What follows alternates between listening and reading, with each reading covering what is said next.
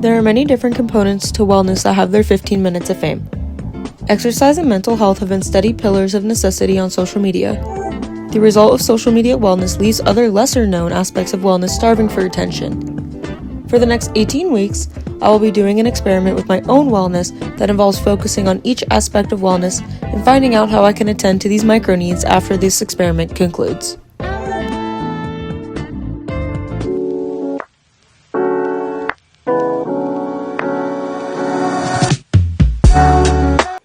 Hey y'all, welcome back to another video.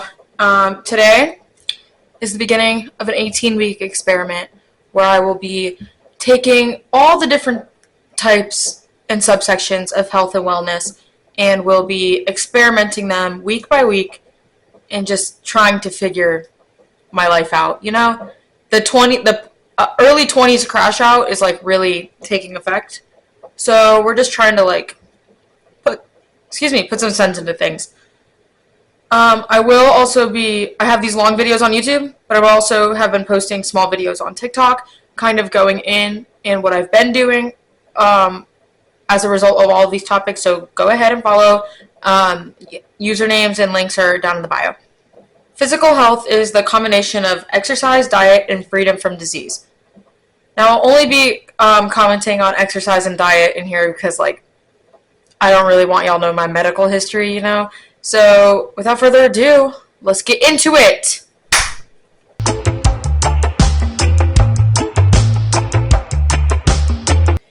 So, let's start with fitness. Sorry, I have my notes over here.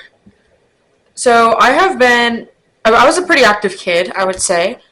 I started doing dance when I don't even know how old, since I could remember. I did dance. I started out in the tap ballet combo classes, ended up moving my way into jazz ballet, lyrical, all that fun stuff. But it was a really love-hate relationship with all of it. I just wasn't, there would be days where I'd be like, man, I really hate going here and I hate doing this. But then there would be some days where I'd be like, man, I want to be a professional dancer, get me into Juilliard right now, all that kind of stuff. So I think dance, though, did have some impacts on my physical well-being, just because, I don't know if y'all know dancer stereotypes, but, stick thin, tall, I'm a plump 5'3" girly, so not exactly the stereotype, and I think that kind of evolved into the way I perceive myself a little bit, but either way, in about 7th grade, I was constantly begging my parents to let me do other sports. I was not allowed to do anything other than dance because dance took up so much time. And I said, hey, I'm trying out for volleyball. I'm just going to do it. And I was pretty good at it. And then I did something super embarrassing that I think about literally all the time that prevented me from being on the team. And then that setback led me to track and field. Now, was I good at track? Absolutely not. I do not run. I was okay at jumping. I didn't even try javelin, disc, all that stuff. Didn't do any of the throwing. But my main events were long and triple jump. I was really good at triple jump for my age group in middle school. And so I was like, man, maybe I could do track in high school, be varsity athlete, all that stuff. And then I got to high school, and I was like, man, this is so, why am I the worst person here? And it definitely was an ego hit, because I was like, I've been training so hard, I've been doing all this stuff, and then COVID happened my freshman year of high school, and it definitely, that was when track kind of ended for me. I was still working out during, those first 2 weeks of lockdown, because we were told we were going back to school in 2 weeks. We just had to wait for this thing to pass. And then they kept getting pushed back and back and back and back. So I just dropped track altogether. Mostly because when I got to my sophomore year, I was really thinking, and I was like, I'm not meant to be in this sport. Even when I did it in high school, I kind of felt like I was on the outside because I wasn't great, which was honestly so fair, but still kind of rude, you know? So it really deterred me from doing track. But I did stay with dance up until my sophomore year of high school, And then after that, I was taking AP classes, I was in all these clubs. I just didn't have time for it anymore. So I switched from the competitive dance I did to dance team. Now, the funny thing about this is my freshman and sophomore year of high school, I was so anti dance team. So anti dance team. I didn't think they had good enough technique. Like, I was just being really pretentious about it because I had originally just paid probably way too much money for a sport. And these kids are doing it for free. I switched to dance team, and that was really interesting because it was a completely different environment from the strictness that I had grown up with. And it was fun. Like, it was really fun. And there would be people from the dance studio I danced at that were also on the dance team. And so that was fun. It was kind of just like doing the same thing I used to do, but with a less stressful environment. And then my senior year, I was dance team captain, ate it up, you know. But my senior year, I also started getting introduced to the gym. So my mom bought a Y membership, and she had like the family plan for all of us. And so we would drive like 25 minutes to the Y every night. And my siblings and I would go to the Y, and then we would cancel it out by getting fast food because we were never allowed to get fast food in our house.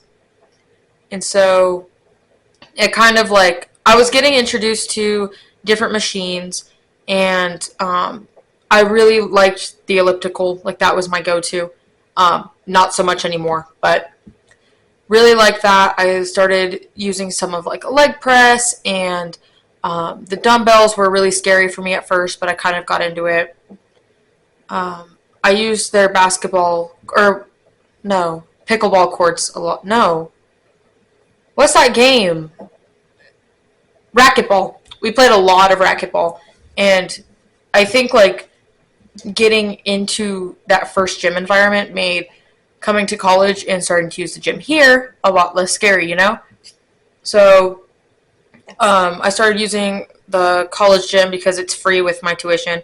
Because if I'm paying this much for tuition, I better get a free gym membership out of it. But I started going in probably about October of my freshman year. And I kind of didn't know what I was doing. At first, I would just use the elliptical like I did back at home. But then I ended up doing some TikTok research, which was not great. Like, looking back on it now, it's like, okay, you're done. But I did TikTok research on what was best. I took Ken's advice because Ken knows a lot about the gym. And just kind of went all or nothing, eventually crashed, stopped going until I tried to go the summer before my sophomore year, so this past summer. Tried to go again. Gym membership wasn't included because I wasn't in summer classes. But that summer was the summer of walking and cardio. I would walk 10 miles, like minimum 5 miles a day. And that was all I would do. I mean, body was T, but like I was just only doing cardio. So then eventually when I went back to school and I stopped doing all that and I stopped getting that many steps in, eventually I didn't gain weight, but like I kind of, I don't know. It's so weird though. I'm the same weight I am now, or I was then, but I just look like I've gained weight. I don't know what that is. I think that's just me losing muscle. But then I eventually ended up going back to the gym in December, like this past December, because I was like, man, I was really going through it, okay? And I was like, I just need some sort of outlet. And I originally started going because of body image issues, but eventually it turned into something I really loved because it kind of made me realize, like, endorphins are probably good for your brain, you know? Like, probably should be doing some sort of exercise every day. But when I started going back again in December, I still looked at TikTok research and was like, okay, I need to be hitting the gym for 2 hours on weights and then an hour of the Stairmaster and then sauna for 30 minutes. And then eventually I was just like, okay, let's break it down into what it is. And I did actual research, and now I have a whole routine that I like loosely follow. But as long as I'm getting movement in throughout the days and I can hit every muscle group once a week, we're chilling, you know? But that's kind of my fitness era, I guess. Right now I'm focusing a lot on strength training, but in the summer, like since it is summer, I want to get my tan. I don't know if you can tell, but I'm a little pale. So I probably do a lot of cardio outside. Like I've been going on walks recently. I made a TikTok for this series about me going on a 7 mile walk. Or no, it was like 6 miles. It was not 7 miles, but maybe I will make a 7 mile walk one. But yeah, I'm focusing a lot on strength training. I just want to build up my muscles a little bit. I would like to lean out a little bit, but sometimes we'll get into why that's scary for me here in a minute. But I would like to see myself lean out a little bit, get some muscle definition, because I feel like I do have, like, I have big arms, bro. Not like big for me arms. You can't really see it, but like, oh, I have arms that are bigger than I've ever had before, and they're very strong. But there's no definition there, so I just feel like I, yeah, I just don't like the way it looks. I would like to see myself with biceps, but I'm a tricep girly at heart, okay? Yeah, that's all I got for my fitness routine, but if you want a whole video about that, you probably will never get it because I cannot film in the gym for the life of me. I took one clip, insert here, one clip, and then got so embarrassed because this girl walked in front of the camera that I put the phone down the rest of the time. It was so embarrassing. But yeah, that's all I got for my fitness routine.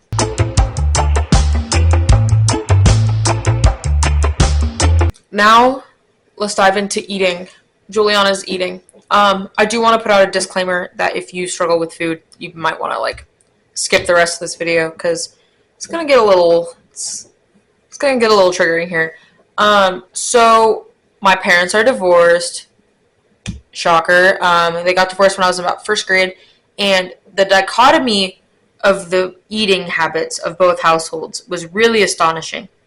I have my father, who is the definition of an almond. I think he is the original almond mom. Like, would make us ice cream from scratch, makes bread from scratch, follows all these diets. The only bad thing he's ever consumed in his life was a Diet Coke, and he recently cut them out because they're causing cancer or something. I don't know. But almond mom, and then I have my mom, who would let us eat fast food. She would let us drink soda, do all this stuff. Like, it was really two different spectrums of people, and going 1 week of fast food, 1 week of like salads was really confusing in my head for some reason. I don't know. But I did stop eating fast food when I was at the end of my elementary school. My mom kind of went on a health kick. But then at my dad's, we would be eating like, I don't know, like, make us pork chops that I wouldn't eat them, so I'd eat like bread and cheese, which isn't great either, but we would still find ways around it. Like I said earlier, like we would sneak and go get fast food sometimes. But fast food was never a regular thing after I was like 12 years old. Like I never regularly got fast food. We would go out to eat a lot with my mom, like at restaurants, but that's not really like fast food. It's still not great for you, but it's still not like fast food, you know? And then COVID hit. No! This is post Juliana track era COVID. So I'm bored in my house all day long.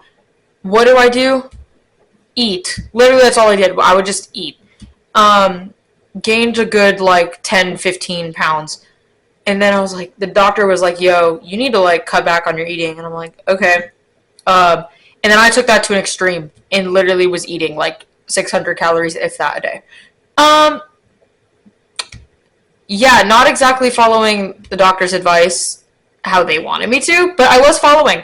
So then I just didn't eat, you know? And on and off, it would just be like me either starving myself or binge eating, or starving myself or binge eating.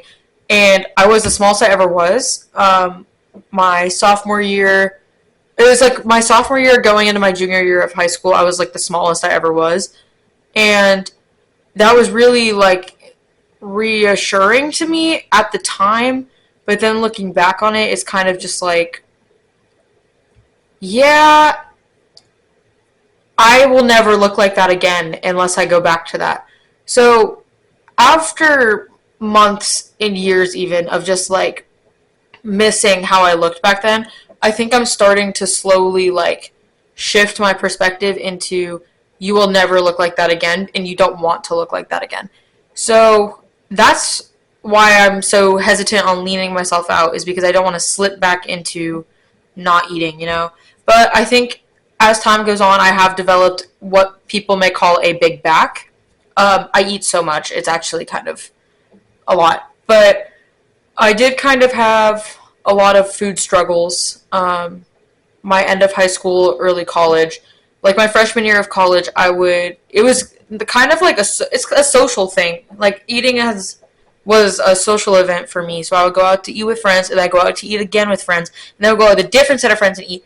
And I was just like constantly eating again, and I was like, man. And then that's when I got into the gym, and I kind of, I don't know. It didn't seem like a problem because I was staying the same weight the entire time. Like I was 150 pounds when I graduated high school. I'm 150 pounds now. So I was staying the same exact weight the entire time, but I just was like feeling like garbage all the time because I was overeating, over exercise, overeat, over exercise. So I think now I've kind of settled myself down a bit. Like I would say the end of my freshman year, once I started cooking for myself, basically, it was easier for me to actually, like, get nutrients and, like, have, I don't want to say a better relationship with food because food's, like, an inanimate object, but just being able to not consume my entire kitchen. So that was cool. But then we fast forward to the day I unfortunately broke my camera. Insert clip. Um, I was cooking chicken wings, and I had a massive freak out because, yeah, my brain was telling me things that were obviously not real, and then I freaked out, and I haven't eaten meat since. So I'm now a vegetarian because of my meat freak out, as I call it. But that wasn't the first time that had happened. It was like, I don't know, just every time I would eat meat, like I would just feel wrong and like it would feel weird. Not like a moral thing, like I'm not like I support animal rights, but not, I don't know, I'd still eat meat. So how much do I really support them, you know? But it would just like freak me out. And then once I stopped eating meat, you know, like eating has been 10 times easier. I don't have to worry about like chewing on the little pieces of fat in the chicken or like, I didn't eat ground beef I didn't eat beef until I believe like November of last year because I had a cheeseburger at work once, and that was the first beef I've had in like 10 plus years. So I wasn't really eating meat anyways. The only thing I really cut out was chicken, and I just replaced it with tofu. And I made like tofu nuggets 20 minutes before I started filming this, and they were fire. But I think having those previous issues has really just kind of led me to figure out what works best for me and what I need to be doing to have a better physical health because there were some of these habits I used to have were so bad for my physical health and I was able to bounce back because I was so young. But now it's just kind of like, okay, I really should probably start setting my future self up for success here and getting better in tune with my physical health. I still have so much to learn, but I just really hope that one day I can never think about it and I can just do it. You know, like it's not going to be over consuming my thoughts. So that would be super cool.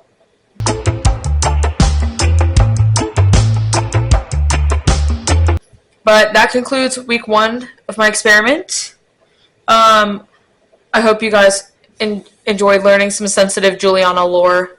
Lore that normally I would never put out on the internet, but we're open and inclusive, and we're vulnerable here, okay? So I love y'all. If you enjoyed this video, please stick along for the next 17 of them. I'm also, again, posting on my TikTok, my Instagram, and YouTube Shorts, so links are going to be in the description. I hope you guys have a great rest of your day. Love you. Be safe. Mwah.